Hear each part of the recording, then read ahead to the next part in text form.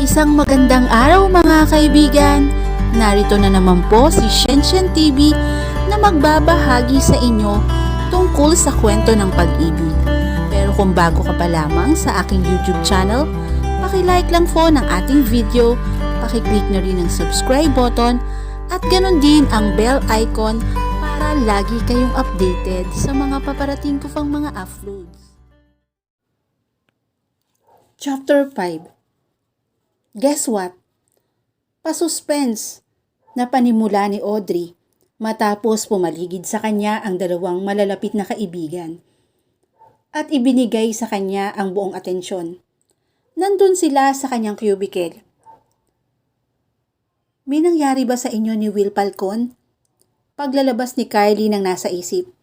Nang marinig ang pangalang iyon, ay bigla siyang nakaramdam ng pagkabahala. Loka! Paano naman napasok sa usapan ng lalaking yon? Balik niya. While suddenly being reminded of the incident when she saw Will pace on Todd's in the middle of her moment with him. Anyway, let's just forget about him dahil wala siyang kinalaman rito. Mariin niyang dagdag, fighting back the distraction. So, ano na nga ang balita mo? Singit ni Betsy na hindi na makapaghintay. Kami na ni Todds, diretso niyang pahayag habang naghihintay sa reaksyon ng mga kausap. Subalit nagkatinginan lamang ang dalawang kaibigan. Kapwa iisa ang ekspresyon sa mukha. Disappointment. Yun lang bang balita mo sa amin? Ani ni Kylie na hindi na piniling itago ang tunay na nadarama. Bakit hindi man lang ba kayo masaya para sa akin? Na finally kami na ni Todds. Napasimangot na naman si Audrey. Hindi niya inaasahan ang ganong reaksyon mula sa mga ito. Girl, alam mo naman nasimula pa lamang kung ano ang tingin ko sa lalaking yan, hindi ba? Kaya hindi na ako magpipretend that I'm happy for you cause I'm not. Dahil matatag pa rin ang paniniwala kong may mas karapat dapat na lalaki para sa'yo. Walang preno na pahayag ng makeup artist. So she shared the same thought as Kylie. Betsy gave him a kind of look which seemed to tell him to say it gently so as not to offend her friend. Audrey, you also know what I think of Todd. But if he is the man who will make you happy, sino ba naman ako para kumontra? Maingat na saad nito. Basta ang gusto ko lang ay malaman mo na kahit ano pa ang mangyari, nandito ako parati para sa'yo. Kung magsalita kayo parang wala nang gagawin si Todds, kundi ang saktan ako. Hindi na niya napigilan ang paglabas ng saloobin. Ano pa nga ba? Kunwari pa gentleman effect. If I know, nasa loob naman ng kuluni yan. Wala pa ring menor na pahayag ni Kylie. Binuksan nito ang makeup kit at nagsimulang mag-apply ng pressed powder sa sariling mukha. Why don't you give him a chance? Todd is a good man. I trust him. Pilit pa rin ang pangumbinsi ng dalaga. We know you trust him. Kaya nga pumayag kang pumasok sa isang relasyon sa kanya Kaya lang, ang gusto naming mangyari, ingatan mo ang puso mo. Alam kasi namin na kapag ka in love ka, you have the tendency to give it your all. Kailangan mo ring magtira sa sarili mo. You have to learn to love yourself also. Hindi yung puro ikaw na lamang ang nagbibigay ng pagmamahal.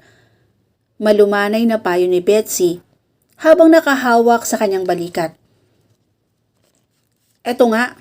Tatanungin nga kita, kung sakaling sabay na nanligaw sa'yo si Todd sa Twill, sino sa kanila ang sasagutin mo? Hamon ng bading, na pansamantalang itinigil ang pag-aayos sa muka. Tinatanong pa ba yan? Siyempre si Todds. You know very well that Will was never my type. Mabilis niyang sagot sa kabila ng tila pag-usbong ng mga pag-alinlangan at pagdududa sa kanyang kalooban. Hihirit pa sana si Kylie na bigla na lamang mapukaw ang atensyon nila sa pagdating ni Will na may kaakbay na isang bagong modelo. See? Hindi talaga ako nagkamali. Babaero talaga ang lalaking yon. Di napigilang sabihin ni Audrey. Hindi niya maintindihan kung bakit gano'n na lamang ang pagngingit-ngit na nadarama niya matapos makita ang eksenang yon. Ay nako, kilalang flirt yung modelo na yan ano? I know, baka siya ang lumapit at nanlandi kay Will. Komento ni Kylie na hindi pa rin tinatantanan ng tingin ang dalawa na patuloy sa kanilang public display of affection. Oo nga, sang-ayon ni Betsy. At syempre, lalaki pa rin si Will eh. And a gorgeous one. At daw, how can he resist kung babae na ang lumalapit sa kanya? Ang sabihin mo, likha talagang marupok talaga siya. He doesn't know how to control himself. Pagtatama ni Audrey na mas lalo pang umiigting ang pagngingit-ngit. Teka nga muna, bakit ba ganyan ka na lamang kung makapag-react? Nagseselos ka ba? Napataas ang kilay ni Kylie. Sabay bigay ng makabuluhang tingin kay Betsy. Okay ka lang? Hindi siya ang boyfriend ko, no? Bakit ako magseselos? Defensive na balik niya. Kaya nga eh, he's not your boyfriend. Yet the way you react, daig mo pa ang may relasyon sa kanya eh. Sabad naman ni Betsy. At that moment, pakiramdam ni Audrey ay wala siyang kalaban-laban habang pinagtutulungan ng mga kaibigan. Marami pa sana siyang naisabihin upang ipagtanggol ang sarili nang biglang mapansin ang paglapit ni Will at ng modelo sa kanilang direksyon. In clenched teeth, she began to tell her friend na tigilan na ang ginagawang pagtingin upang huwag mahalata na pinag-uusapan nila ang mga ito. Sinunod naman ng dalawa ang sinabi niya. Audrey, nandito ka na pala. Tila na sorpresa ang bati ni Will na makalapit sa tapat ng kanyang cubicle. Nasaan si Todds? Luminga-linga ito sa paligid. I bet magkasabay kayong pumasok kanina. Hindi po kami magkasabay pumasok kanina ng boyfriend ko. May pagdiriin niyang tugon matapos alisin ang mga mata sa kunwari ay binabasang magazine. Boyfriend? Ulit nito na mababaka sa mukha ang matinding pagkabigla. Ngunit para lang siyang namalikmata dahil kaagad iyong nawala at napalitan ng ibang ekspresyon ang mukha nito. So, kayo na pala. Ana ng managing editor. Ang bilis ha. Kagabi lang pinag-uusapan pa natin siya. Perhaps destiny has decided that it's about time for us to be together. May pagmamalaking tugon niya. She felt somewhat vindicated for at least now she could prove to him and to everyone that Todds was indeed serious with her. Contrary to what they think. Oh, I see. Tanging nasabi nito. Sweetie, I want a mocha frappe. Let's get out of here. Singit ng modelo na kung makaakla sa braso ni Will ay para bang may aagaw nito. Well, I'll go ahead. Anito sa kanila. Tumigil ang tingin nito kay Audrey. I'll see you later. Tumalikod na ito at lumakad palayo. Kasama pa rin ang modelo. Pagkaalis ng mga ito, muli siyang tinukso ng mga kaibigan. Pero hindi na niya yon binigyan ng pansin. Noong gabing iyon, sa kabila ng paggawa ng paboritong activity na pagtingin sa internet ng mga latest fashion, ay tila wala sa sarili si Audrey. Pinakikiramdaman niya ang bawat paglakad at paggalaw na marinig mula sa labas ng kanyang pinto. Hindi niya maiwasang makaramdam ng kapraningan sa tuwing pumapasok sa isipan ng itsura ni Will habang nakikipag-flirt sa modelong kasama nito noong umaga. Paano kung dalhin niya rito ang malanding babaeng yon? Dito sa kanyang pad, nangangamba niyang naisip. Kaya siguro, hindi siya nito kinukulit ay dahil magkasama pa rin ang mga ito. Sa gitna ng kanyang pagngingit-ngit, ay bigla na lamang may narinig siyang pagkatok ng pinto. Si Will, bigla siyang nabuhayan at halos patakbo pang tinungo niya ang direksyon ng pinto. Subalit pagbukas niya, ay hindi ang kapitbahay ang nakita roon. Oh, bakit parang hindi ka yata masaya na nakita mo ko? May bahid na pagtatampong tanong ni Tods. Matapos mapo na ang kanyang reaksyon. Of course not. Syempre masaya ako nakita kita eh. Na-surprise lang ako kasi I wasn't expecting that you will come. Pilit niyang nilalabanan ang pagkadismayang nadarama. Nakumbinsi naman si Tods at tinanggap ang kanyang paliwanag. Can I get a hug? Tanong nito habang binubuksan ang mga braso. I miss you. Ni hindi man lang tayo nagkita the whole day eh. He said as his big arms were encircled around her. Pareho kasi tayong busy eh. Pilit niyang dinadama ang comfort na usually ay nagbibigay ng yakap nito. Okay ka lang ba, honey? Tanong ng nobyo matapos makaramdam ng paninibago sa kanya. You seem a bit distracted today. Okay naman ako. She tried to give him her most convincing smile. I think I know just what's going to freak you up. Why don't we go out and have dinner? Aya nito. Oh sure! Tura niya kahit na sa totoo lamang ay wala siyang sa mood na lumabas. She just wanted to make it up to him and silence whatever worries he might have regarding her mood. Just wait for a while. Magbibihis lang ako. Soon after a while, they were settling inside a Foss Italian restaurant. Audrey was still feeling anxious for reasons she could not understand. What would you like to have? Nang marinig ang tanong ni Tods, ay doon lamang siya natauhan. I'd like to have a seafood pasta. Sagot niya na hindi man lamang iniiskan ang menu na hawak. How's your job? Pinahihirapan ka ba nila? Tanong ng nobyo habang kumukuha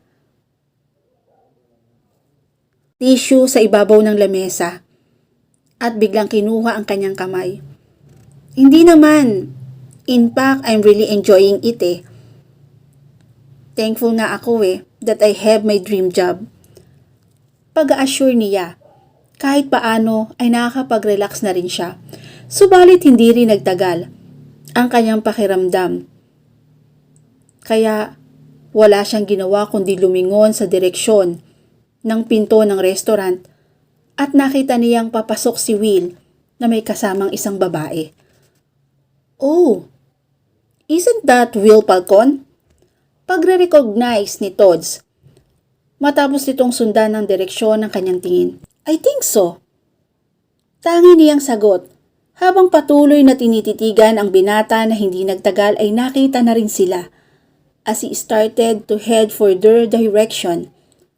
Audrey noticed that the girl he was with was not the same as the one she saw him flirting with that morning. Kung hindi ba naman talaga saksakan ng babaero? What a small world. Sa dinami-dami ba naman ng restaurant dito sa Makati? Dito pa tayo magkikita-kita. Anito matapos silang lapitan sa kinalulugaran. By the way, this is Christine. Pagtatapos ng babae kasama nito, matapos mahalatang hindi naaalala, nakadate ang pangalan nito. Yeah, This Christine, pag-uulit ni Will, na hindi na iwasang makapagpalabas ng embarrassed laughter.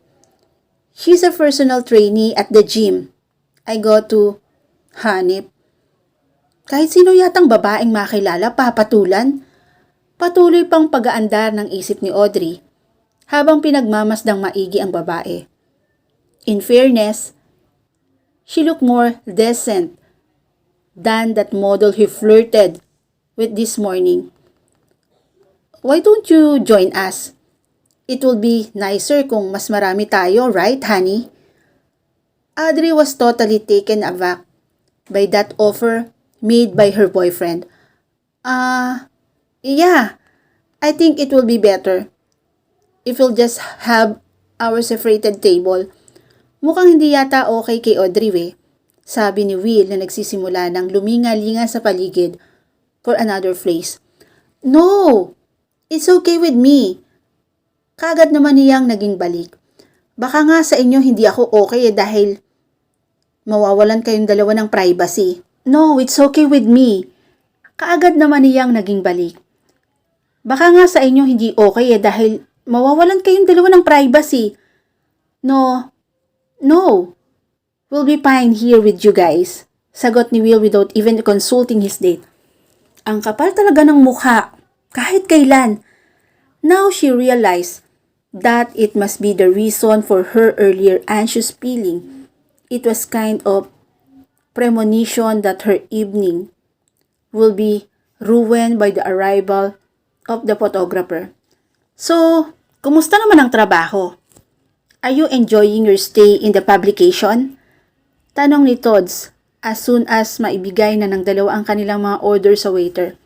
Yeah, I'm enjoying it so much.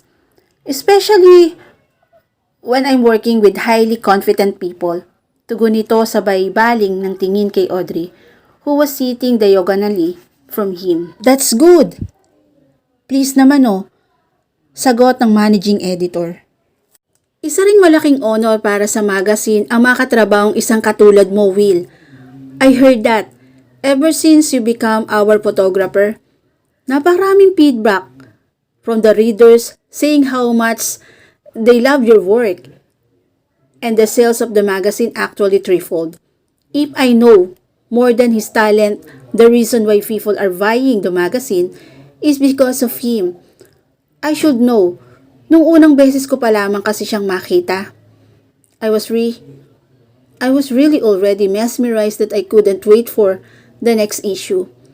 Baka meron kasi ulit siyang feature dun Pagtatapat naman ni Christine, who was visibly awestruck with the photographer.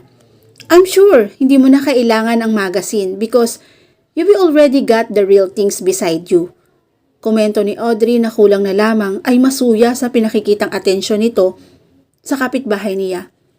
Yeah, tama ka. I have the real things now. Sang-ayon nito sabay akla sa kanyang kamay ng lalaki. What a stupid girl. Hindi mo alam. Binobola ka lang ng lalaking yan. Mamaya pagkatapos kanyang pagsawaan, bibitawan ka rin kaagad. Kayo na palang dalawa. Pagbabaling ni Will ng usapan sa kanila. Yeah, kami na nga. We've been actually going out for several months already. But it's only been last night when we made our relationship formal. Saad ni Todds, sabay kuha sa kanya ng kamay ng nobya. Mahirap na. Ayoko nang pakawalan to at baka maagaw pa ng iba. Oo nga, mahirap na. You begot a very beautiful and smart young lady that is practically every guy dreams. Pag-uulit pa nito, I'm sure they are dying to trade places with you right now. Audrey was totally taken by surprise hearing those words uttered by Will. It later caused her discomfort. Mabuti na lamang at dumating na ang waiter and served their orders, which somehow took the attention away from that awkward moment. Subalit sa pagpapatuloy ng kanilang usapan, sa kabila ng pag-shift ng conversation sa casual topic ay bombarded pa rin ang isipin ni Audrey sa naging mga salita ni Will. How she wished na matatapos na ang dinner na yon. Hindi na niya alam kung hanggang kailan pa niya tatagalan yon. At dito na po natatapos ang chapter 5 ng aking kwento. Muli po, samahan niyo po ako muli sa susunod pang kabanata. Thank you for watching and God bless all.